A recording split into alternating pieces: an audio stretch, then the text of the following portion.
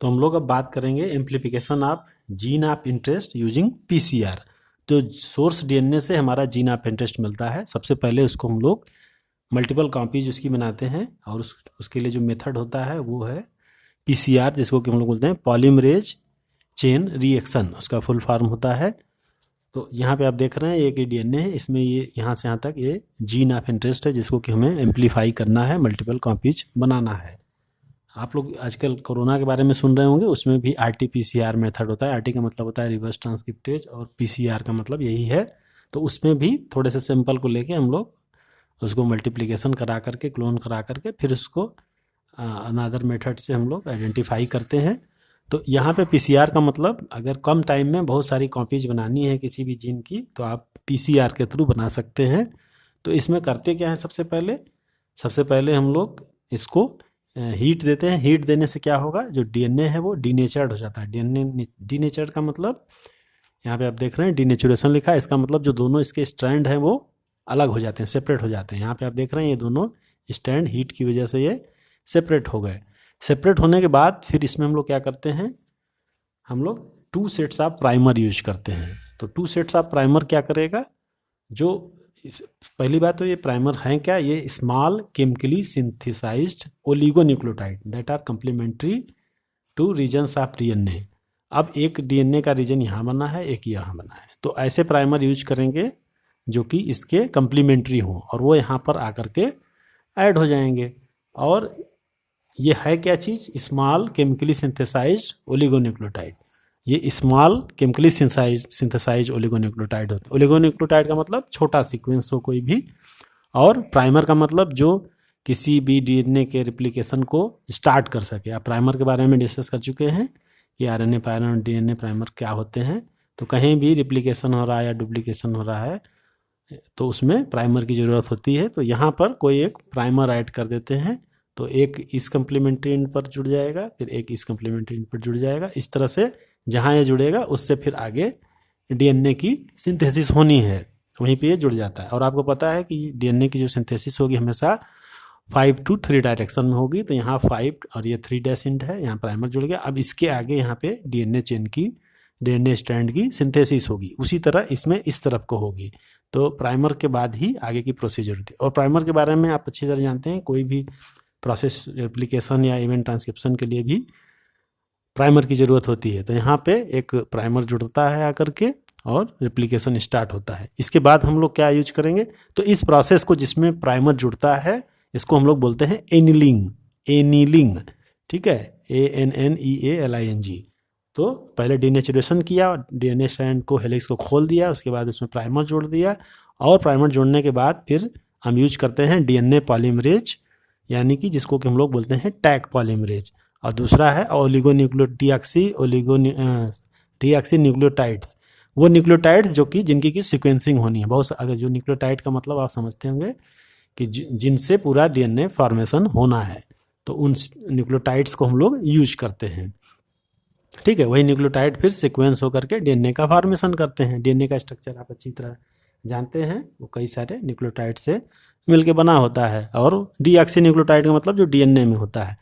इस तरह से डीएनए पॉलीमरेज, जिनको कि हम लोग टैग पॉलीमरेज कहते हैं, यहाँ पे जो पॉलीमरेज होता है वो टैग पॉलीमरेज है, और न्यूक्लियोटाइड के सीक्वेंस यूज करते हैं। अब जो ये टैग पॉलीमरेज है, इसकी खासियत क्या होती है, इसका नाम टैग क्यों है, क्योंकि ये ऐसा पॉलीमरेज है जो एक बैक्टीरिया जिसको हम लोग बोलते हैं थर्मस एक्वेटिकस। तो थर्मस एक्वेटिकस एक ऐसा बैक्टीरिया है जो हाई टेम्परेचर पे वर्क करता है, थर्मोस्टेबल होता है, थर्मोस्टेबल डीएनए पॉलीमरेज होता है। और ये उन बैक्टीरिया से मिलता है जो थर्मो बैक्टीरिया होते हैं, जो हार्ट स्प्रिंग्स वगैरह में जो बैक्टीरिया होते हैं जो वहाँ सर्वाइव करते हैं, उनके अंदर एंजाइम मिलता है जो कि हायर टेम्परेचर पे भी वर्क करता है। जनरली जो भी पॉलीमरेज एंजाइम्स होते हैं वो हायर टेम्परेचर पे डीनेचर्ड हो जाते हैं, बेकार हो जाते हैं। लेकिन टैग पॉलीमरेज एक ऐसा एंजाइम है जो हायर टेम्परेचर पे भी वर्क करता है।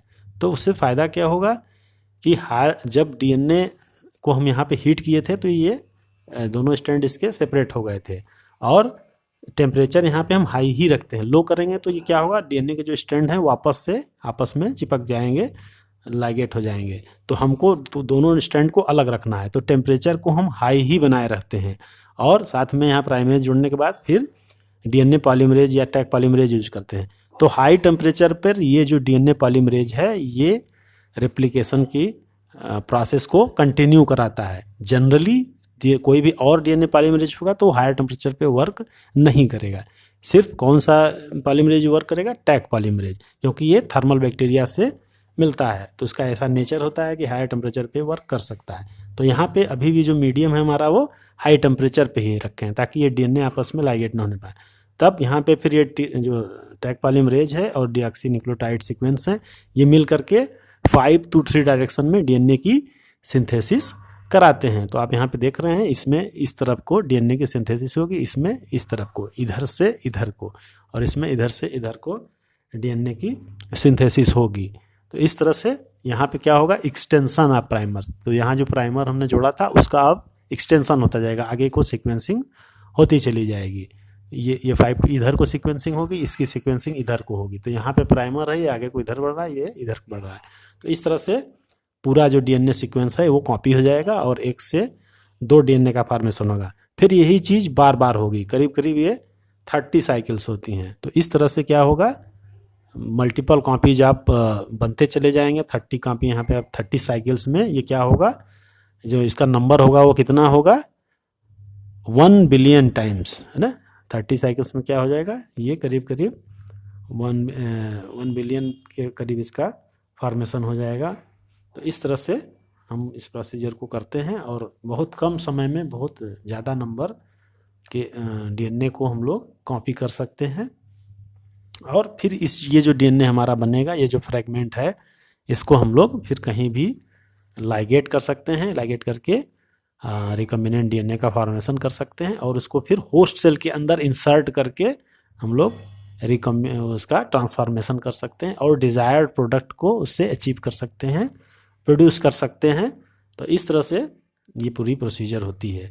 तो प्रोसीजर क्या है आप लोग समझ चुके हैं। पीसीआर के बारे में आप समझ गए होंगे कि किस तरह से कम टाइम में बहुत जल्दी ढेर सारी कॉपीज अगर हमें बनाना है तो वहाँ पे हम लोग पीसीआर मेथड ही यूज करते हैं। तो यहाँ पे आपने देखा कि 30 साइकिल में ही करीब 1 बिलियन नंबर फॉर्मेशन हो जाता है।